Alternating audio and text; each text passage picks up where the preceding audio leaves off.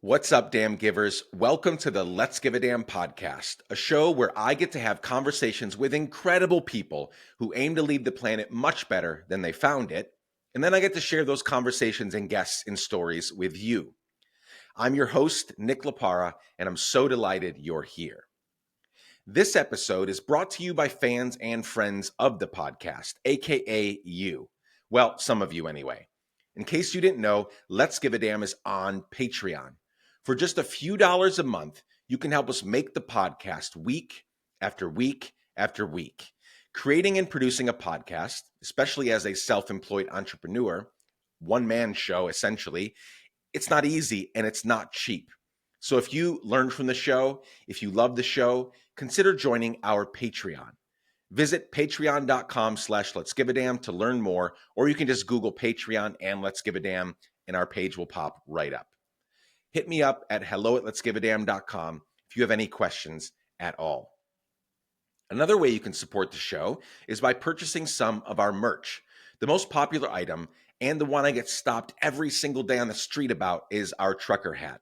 If you follow me on socials, I'm wearing it in basically every post that I'm in. And if you're watching on YouTube, I'm wearing it right now. When you buy a hat or a hoodie or a tee, remember that all items in our store have shipping and tax already included in the price. Visit letsgiveadamn.com/store to support us today. Earlier in the intro, I described my guests as people who want to leave the planet much better than they found it. And that is especially true of my guest today, who has spent decades caring for our planet in beautiful and unique ways. My guest today, this week, is Ed Begley Jr., a legendary actor that has starred in TV shows like Arrested Development and Modern Family and Curb Your Enthusiasm and Better Call Saul, and in movies like Batman Forever, Pineapple Express, and in 2023's Strange Darling, starring Ed, Willa Fitzgerald, and Kyle Gallner. Listen, Ed's been in show business for several decades, and he has, wait for it, 600 IMDb credits. But I didn't have Ed on the show to talk about show business. That's a conversation for another day. What I love about Ed, and have for years now, is that he takes such great care of our planet. He talks the talk and walks the walk almost more than anyone I know. To the extent that he has ridden his bike and taken the subway to the Oscars not once, but more than once. That's just one example of many that we'll touch on in this conversation. Not only am I deeply inspired by Ed, but he is an absolutely delightful human to talk to. I only had half an hour with him this time around, but I could have spent hours with him. And this is the last thing I'll say. Sometimes we assume giving a damn is a young folks game, right? We have more energy and more ideas and this and that, but Ed is still going strong and giving a damn at 75, and that's proof that you can't outgrow giving a damn. Giving a damn is for everyone. I want to mention two things here that we're going to talk about in this conversation to make sure you don't forget to check them out. First, Ed's line of eco-friendly cleaning products are available at begleysbest.com, or you can type Begley's Best on amazon.com or walmart.com and you can get them there. And that's all I'll say here about those products, because you'll hear more in a few minutes. I just wanted to make sure that you got that right away. And make sure you pick up Ed's memoir, To the Temple of Tranquility and Step on It, which was released in 2023. It's fantastic. It's funny. It's a must read. You can get it at your local bookstore or order it on bookshop.org, or as a last resort, you can always get it amazon.com. Before we begin, friends, a quick reminder, as always, that you can email me anytime and for any reason at hello@letsgiveadamn.com. You can ask questions, recommend future guests, tell me how much you love or hate the show. Anything goes. I just love hearing from you. And don't forget, if you prefer to watch your episodes instead of listen to them, we're on YouTube as well. And now, let's get right into my conversation with my new friend and climate crisis fighting hero, Ed Begley Jr.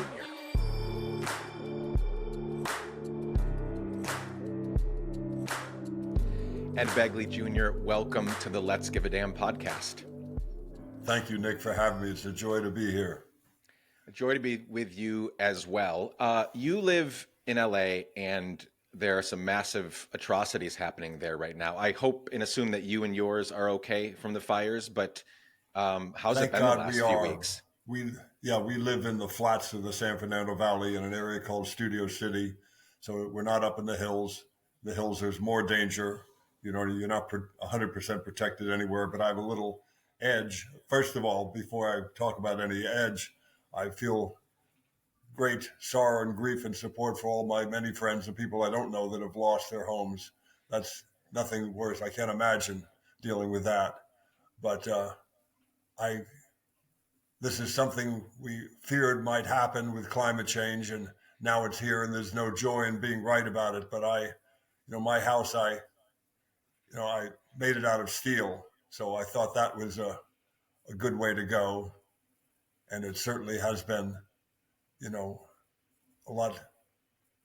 I feel a lot safer. It's hard for a steel house to catch fire, Right. and I have a 10,000-gallon rainwater tank underground that I could use that for, emergency water and what have you. And I have a fire suppression system in every room. And in this semi-arid grassland that we live in called, LA, I think you have to think about making homes if you're going to rebuild. And I hope people do rebuild, and they need to be supported in this, I think. But I think we should build out of less combustible materials than sticks.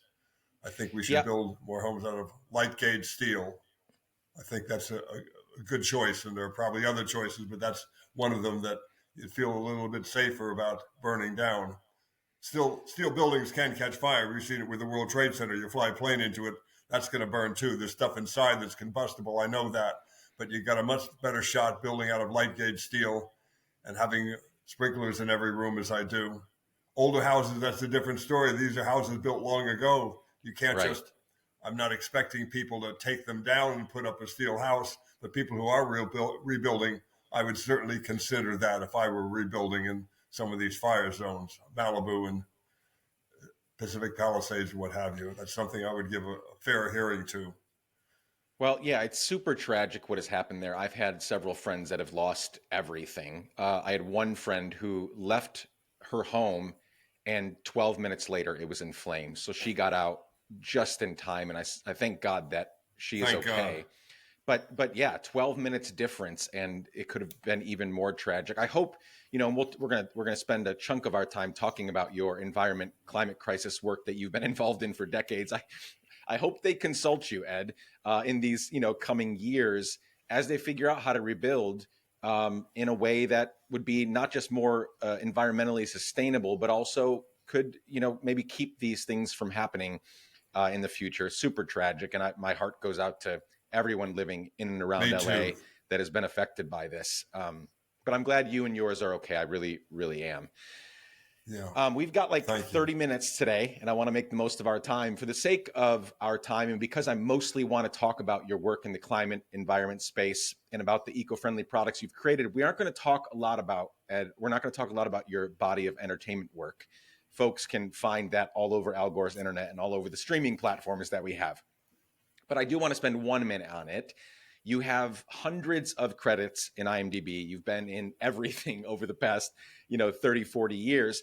And that's amazing. And I hope you're really proud of all you've accomplished. But I would be remiss, just because we're going to spend most of our time talking about the climate crisis and what you've been doing over the last decades about that. I would be remiss, though, if I didn't mention one character that I've loved of yours over the years, Stan Sitwell in Arrested Development.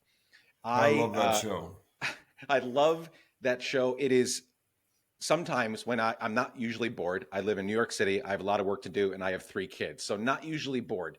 But sometimes when I am bored, I know that I can just click on any random episode in Arrested Development, and it's going to be fucking amazing.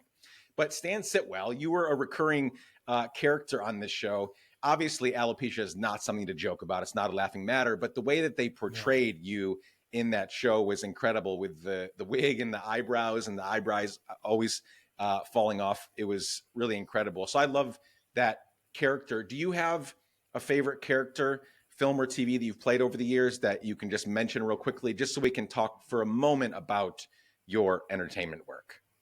Well, Stan Sitwell is indeed one of my favorite characters. Mitch Hurwitz is a genius, and the whole cast he assembled, Jeffrey Tambor and, you know, Jason Bateman and all of that great crowd, Will Arnett, my God, just brilliant, each and every one of them. So how lucky am I to have worked with them. And then also I played Maria Bamford's dad in a show he did called Lady Dynamite. So also another brilliant show. And St. Elsewhere is very dear to my heart because I was on that for a long time. By the sheer length of it, 6 years, I've never had another show that went past, let's say, 20 episodes. That's the only series regular job I've had that went any long period of time at all. So that's very dear to me. And then movies like She Devil, working with Meryl Streep, was a huge moment for me. She's so talented and so great. So that was a big deal. And then most recently, I'm in a movie called Strange Darling. Strange Yes. Darling is by J.T. Mulder, and it's a wonderful film, and I recommend that highly. It's a very quirky, unusual film with a real twist to it. So those are some things that mean a lot to me, and as they all do. I'm very lucky to be 75 years of age and still working. I know how lucky I am.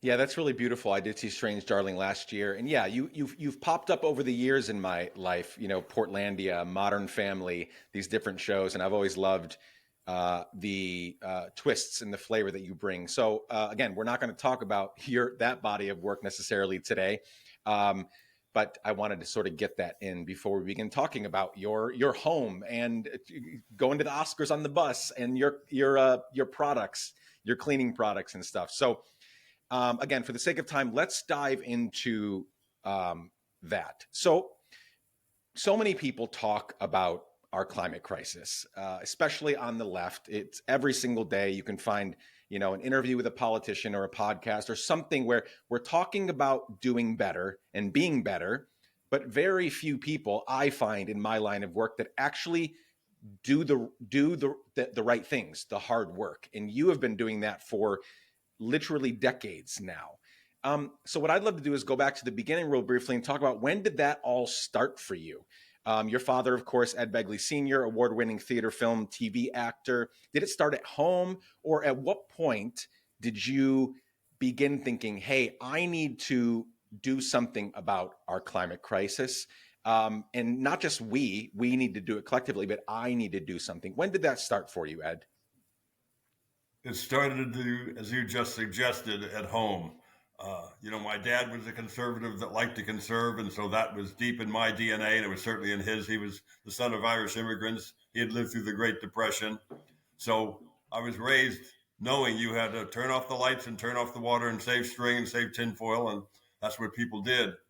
And, during World War II, when my dad was in his prime, he served in the Navy, but at home, his wife waiting for his return, and his family, they, collected old tires and pots and pans for the war effort, and, did a certain amount of sacrifice. So I think with this war on climate change, we need to mount. I think we all need to make some concessions, indeed, some sacrifices in some instances to do what we need to do to make it happen. But keep in mind, it's not just personal action like the stuff I did starting in 1970. That's quite worthy. But we did it also with the help of good legislation and corporate responsibility. Those are the three things you need. You can't do it with just one. You can't do it with just personal action. Me riding my bike in a bus is wonderful, but it's not going to really change things.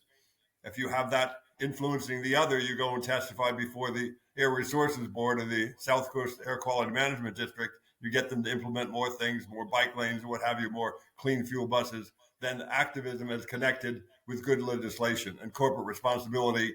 You say, I want cleaner cars, and they start making them and then making a profit and being successful with them. Then you got that all tied in. So those three things are it.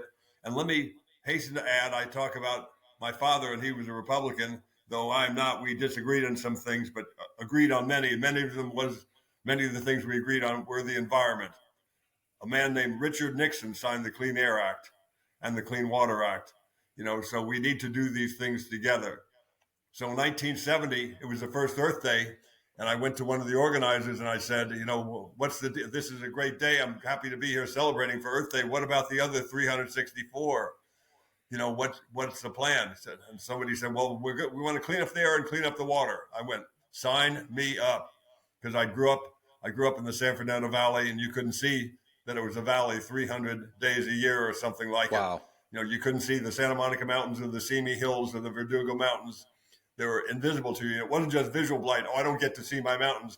It hurt your lungs when you breathe. You would, as a kid, talk like this because you couldn't. And I'm not an asthmatic now, nor was I then, but you couldn't catch your breath. It was very, very bad. So I knew they weren't making it up about the air quality. Likewise, I didn't think they were making it up about the water either, because I went down to the ocean when the Santa Barbara oil spill happened, and I saw the horrible pollution from that occurred after the Santa Barbara oil spill. And though I didn't travel there, I saw pictures of and video of the Cuyahoga River in 1969 when it caught fire. So these things, I think, that's near Cleveland. These things, I think, influenced what happened in 1970, the first Earth Day. All that smog got people motivated like me. That Santa Barbara oil spill got people motivated. The Cuyahoga River catching fire got people motivated. And we started to do things. And the most important thing I want to stress, again, my dad, I can't leave him out. He said, he said, do something. Don't just talk about it, number one. And he was always, as I am, a fiscal conservative. I didn't go broke in 1970 buying solar panels that were hard to find and I couldn't afford. I wanted things like that. I wanted a faster, better electric car than the one I bought in 1970, but I didn't go broke. I did what I could. I became a vegetarian. I started recycling. I started composting. I baking soda instead of harsh, cleansers, vinegar and water instead of the ammonia-based things, what have you. And that's why I offer a line of cleaning products to this day. Just type in Begley's cleaning products and it'll come right up. We have some wonderful non-toxic cleaning products that we use. So I try to do it in my career as a actor to get good messages out about the environment, and with my investments to be part of a company that's making something clean and good. So that's what I've tried to do. And I'll shut up in a second after I give you some good news, because I've talked about all the problems. We have climate change and the smog, Cuyahoga River, all that's true. Number one, the Cuyahoga River does not catch fire anymore. That waterway has been cleaned up. Amazing. And most importantly, even though in Los Angeles, where I still live, we have 4 times the cars and millions more people, we have a fraction of the smog. If we just had the same amount of smog from 1970, go, damn, we're good. 4 times the cars and millions more people, and that smog didn't get one bit worse. We're geniuses. We don't get to just say that. We get to say we have a fraction of the smog in most places. Now, most places is important to note, because people who live near the fulfillment centers, those big box store kind of thing, the ports of Los Angeles and Long Beach, people who live near freeway interchanges, they're still breathing dirty air. We can't forget about them. We have to clean up that air too. But where I live, the San Fernando Valley, the air is very clean. When you don't have a fire burning in Topanga and in Pacific Palisades and in Malibu, those people now are breathing dirty air again, as we did through most of the 80s and a good deal of the 90s. They're breathing that kind of horrible air again because of those fires. So we can do something. We just have to all do it together. It's really heartening to listen to you, because a lot of the people that are involved in climate work of all kinds, it feels very heavy these last few years. And now with this new administration, we'll try not to talk about this new administration all that much, but it seems like there's going to be some rolling back. I don't think we were doing amazing, in the last administration. I don't presume it'll get any better under this one. But so it's heartening to find people not only that are finding the positive things that we're doing, but also you've been doing it for so long and you're still trying to find the positive things. You mentioned earlier that you are 75 years young. And so it could be easy again for you to feel a little bit of like resignation to like, okay, I did what I did. I did what I could during my life, and I won't have to deal with the ramifications, the consequences of all the bad decisions that are made from the top all the way to the bottom. But it seems like you're still very encouraged and optimistic about that. Has that been hard to maintain over the years, or do you find it, maybe it's your personality, or maybe it's some other thing that you've been taught in life? Do you find it hard or easier to stay resolute, to stay, hey, we've got to do something together and we've got to keep going, even as after decades of doing this? I'm not a quitter, and I don't want to quit on this one. This is the climate issue, something you don't want to sit this one out. It's the big one. It's, LA air cleaning that up all over the planet. It's something that's going to affect us all. It's something that is right now affecting us Yes. all. People have lots of theories about what went wrong with those fires in Malibu and Topanga, the Palisades. For me, it's definitely caused by climate change. That's what's making it happen. An arson may have started one of the fires. We'll find out about that, or one or more of the fires. Right. But you can't. There's stronger wildfires than ever, more frequent than ever, and that's climate change right there. So we have to do something about it.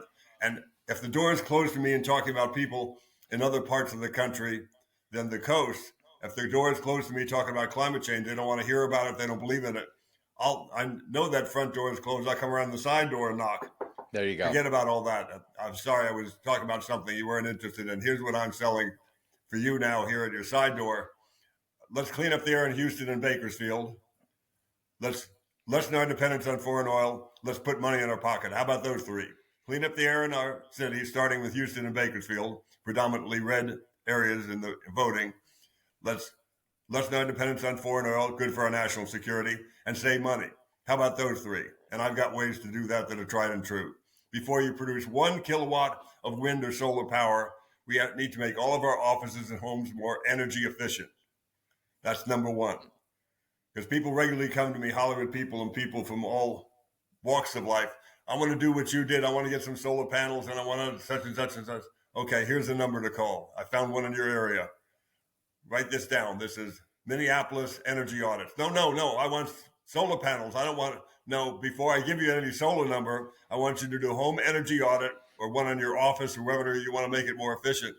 You reduce your demand first. Then instead of buying 6 or 8 kilowatts of solar panels, you really only need 4 or 5. So you reduce your demand first, very conservative principle, use less, conserve.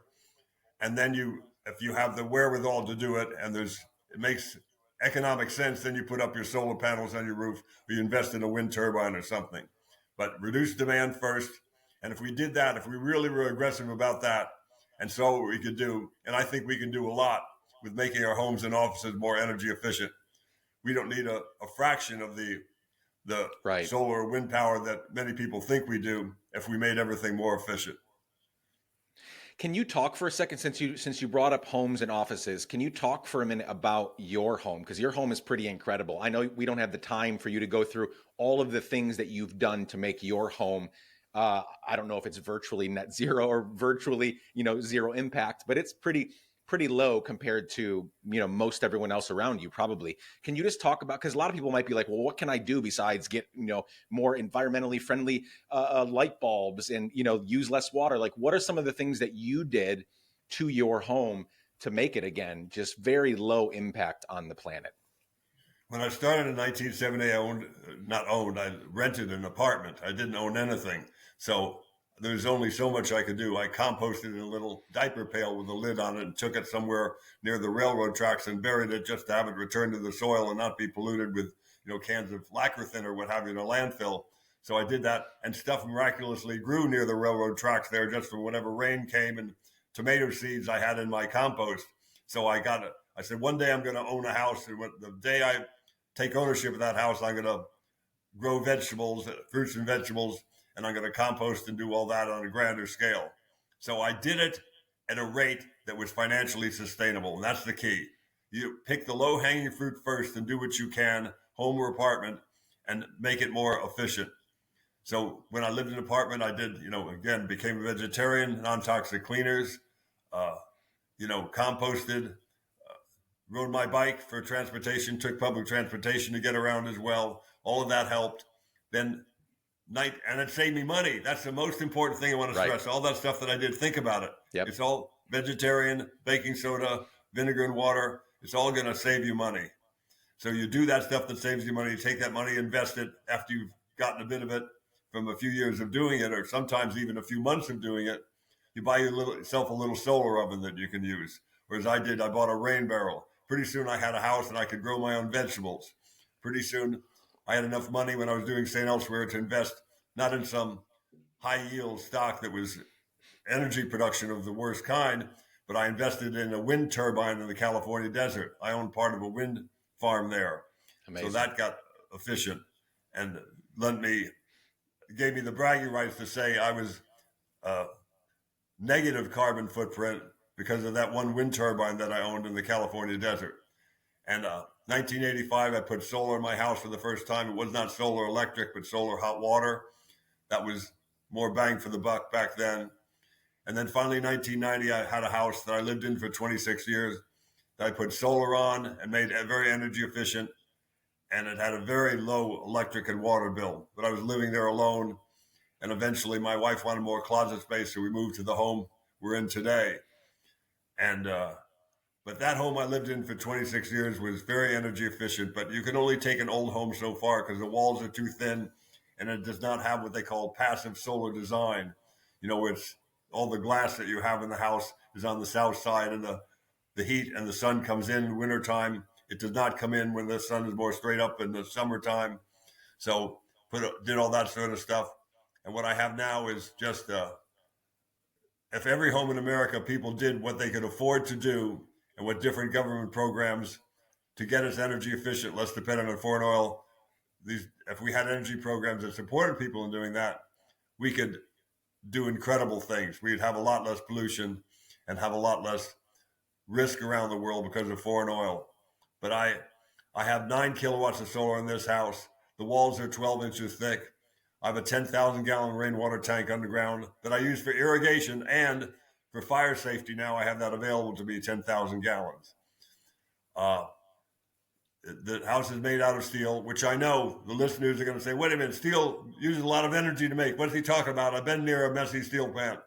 Everything you say is true. That is correct. But what is the cost of harvesting that wood? There's energy used to harvest the wood and transport it, to kiln dry it. They put it in a kiln and dry it. That takes energy, what have you, gets to your house. And then what is the cost? And now pay attention to this and this only if you're listening.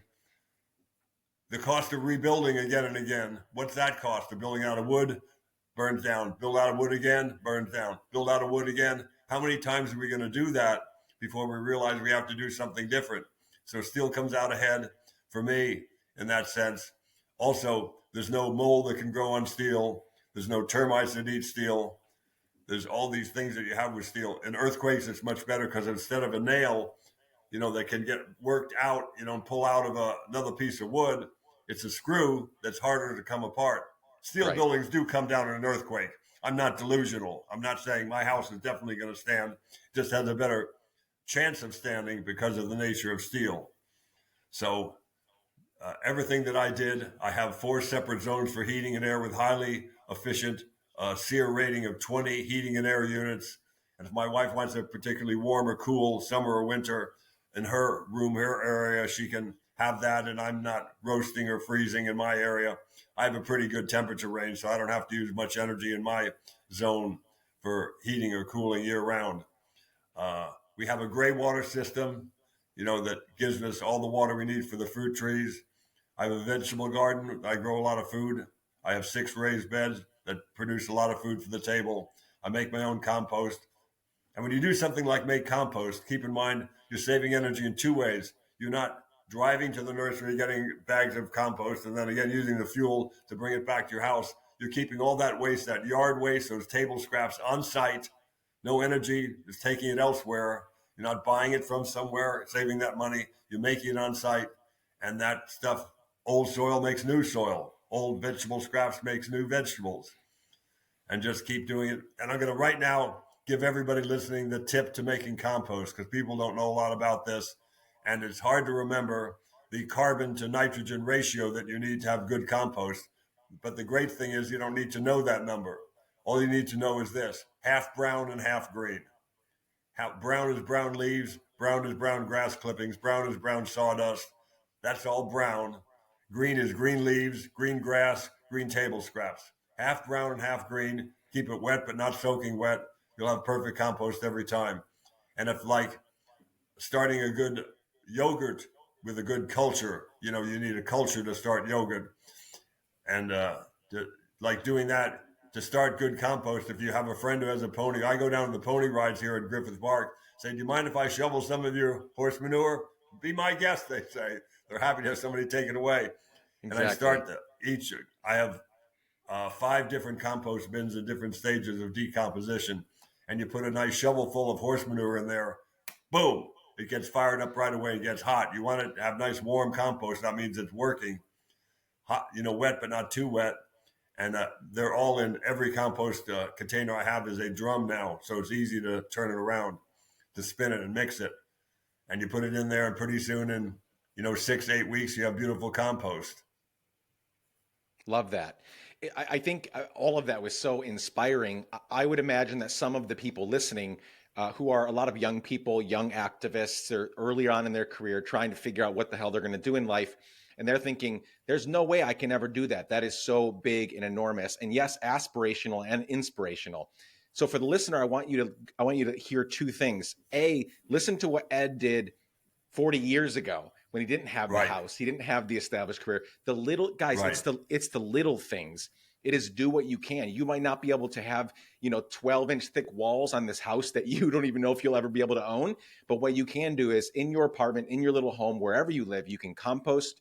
And that's why I want to transition here in a minute to talk about your products, because again, you might not be able to build the big home that is super energy efficient, that is super low impact on the planet, but you can buy better products. You can compost. You can make some changes now that can have, again, if millions of people stopped making excuses for not having Ed Begley's home and started doing the little things that they can do right now, today, I think we will see a lot of pressure being put on ourselves, the people around us, and on politicians and those that can actually make the change. So let's talk about these products for a minute or two. I want to give them time, because I think it's really important. Again, everybody listening can afford, I think, better products, right? They can stop buying some shit that they don't actually need and maybe put some energy into products that are going to honor their own bodies, their pets, their homes. So talk about the Begley's Earth Responsible Products journey and what you all offer. I used vinegar and water for years, to clean up instead of Yep. ammonia based, Windex or what have you. I used baking soda to clean up, and those things work very good, but not well enough for many people. And I'm one of them, as it turns out, because when I got married the first time and now the second time, I certainly, others in the household had a different idea of clean than I had. They wanted to be a little more aggressive with it. So the cleaning products you make, any way you make them, toxic or non-toxic, they have to perform well. And I'm going to say something that's going to be heresy to my friends at, Begley's Earth Responsible Products, but I mean it. Buy any good environmental cleaner. Seventh Generation has great ones.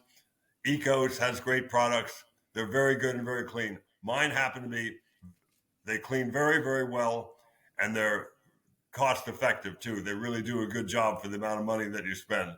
So just type in Begley cleaning and you'll see, some cleaning product choices that'll come up. They work better than any toxic cleaner I've ever used. So that's the thing. They have to perform well. They can't just be non-toxic. You got to meet people where they want things, which is, an aggressive cleaner. Yep. And I've been doing it for a while, and we've got great products. We've got a pet stain and odor remover. We've got a floor cleaner. We've got several products that you can check out. Again, just search either on Amazon or just do a Google search for Begley cleaning products, and it'll come up.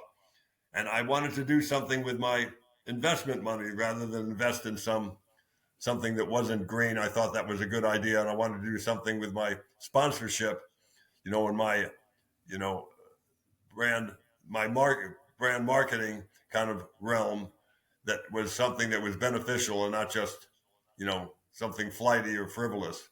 And these products are very, very good. My friend Mark Cunningham makes them at Lab Clean. And I had a line of products before that was very good too, but I got too busy as an actor. I was shipping stuff. I had pallets of cleaners in my garage, and my daughter was helping me ship them around the country. So it was a lot of work. But now this guy, Mark Cunningham, is great. He takes care of all that, the shipping and all of it. We have really good products. So I would recommend that people try them. I think you really enjoy the way that they work. All of the links that Ed has been mentioning, they'll all be in the show notes, friends, where you can buy these. Also, there's a 5-minute interview that I forget the name of the org that did it with you, but they did a walkthrough of your house. So if you want to hear, or if you want to see in person, friends, what the house looks like and how these actually like look in real life. I'll link to that interview as well. You just mentioned your daughters helping you ship some of this stuff out sort of in the earlier days. Um, I'm a father of three kids. Mine are younger than yours. Mine are 10, 11, and 12. We're raising them, Great. we're raising them in New York City. I love living here. In fact, I've never, you're talking about your home. I love renting. I've never owned a home, and if it were up to me, I would never own a home. I'd love the idea of renting and being able to move. And the one thing that makes me think deeply about owning a home someday, especially if we stay in a place like New York City, is this idea of, I'll get back to I mentioned your daughters, I'll get back to them in a second, but this idea of like peer pressure and what happens when you take seriously, in this case, the environment, in creating a very eco-friendly space, what that does to the people around you. I'm sure that what you have done with your home has influenced other people, not just globally as you've done interviews and as you've talked about it in your book and otherwise, but even in the immediate vicinity. I interviewed Professor Robert Frank, who distinguished professor from Cornell, now retired, about a book he wrote called Under the Influence, Putting Peer Pressure to Work. And it was essentially the argument that the strongest predictor of anyone's willingness to make changes in our lives, in the case of the book, he's talking about slowing down the climate crisis, is the number of people around you that are already doing so. So I wonder, have you seen peer pressure at work? Again, not just you being able to talk about it and people saying, yes, I'm going to make changes, but even in your own immediate vicinity in LA, I assume over the years you've seen people begin to take it seriously for themselves because they see you doing that. I assume that's true. Yes, peer pressure works if you do it the right way. People regularly come up to me and they say, people I know and people I don't know say, look, I'd love to get a fancy electric car like you got with 9 kilowatts of solar that you got in the 12-inch thick walls, but I can't afford that. I went, neither could I. I'm only asking you to do it exactly the way I did it back when I started. You don't run up to the top of Mount Everest. You get to base camp and you get acclimated and you see how high you can climb. Not everybody's going to make it to the top, to the summit, and own 9 kilowatts of solar and own a wind turbine in the California desert and drive a highly efficient electric car with a 300-mile range. But you do what you can. And that's what people need to do. You pick that low-hanging fruit first, buy the light bulbs, the energy-efficient light bulbs, get the energy-saving thermostat, buy a solar oven if you have a place, front or backyard to use it and set it up. They're small. They're not that big. They're the size of like a bread Right. box or two. Uh, Ride a bike if weather and fitness permit. Take public transportation if it's available near you. Every single thing on that list, Nick, I just cited, not only is cheap, it's super cheap. It's what people do. We're out there, the working poor, people who have very little resources. They ride a bike to work or take a bus to work because they can't afford anything else. They haven't even considered the green factor of it. They're just trying to get from point A to point B. Eating lower in the food chain, as much plant-based food as you can eat, is also very inexpensive. Less expensive than buying meat, certainly. Yep.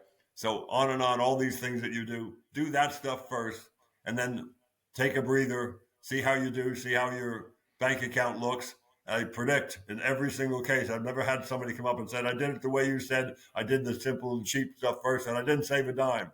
Nobody's once said that because it's not possible. If they did any of Yep. them in any order, practically, you're going to save money. And quickly, some of it, like light bulbs and thermostat, you're going to save money in like 3-4 months. You don't even have to wait a year to see annual income and expenses change. So do that, do something like that really works.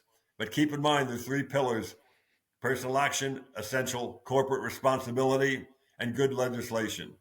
That's how we clean up the air in LA. We did the personal action and we got corporate responsibility, people to breathe, people to build cleaner cars. And then the Clean Air Act helped us enforce it and get it cleaner in Los Angeles. The air is much better.